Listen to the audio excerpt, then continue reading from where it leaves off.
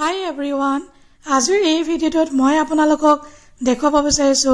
Assam Petrochemicals limited APL ৰ এটা খুব ধুনীয়া দৃশ্য আৰু এই গেটখন আমি সেকেন্ড গেট বুলি কওঁ APL ৰ আৰু ইফালে যিখন গেট আছে এখন মেইন গেট বলক আহকচোন এতিয়া APL ৰ টাউনখন এবাৰ চাওঁ আৰু এটা খুব ধুনীয়া হৈছে আহকচোন এবাৰ চাওঁ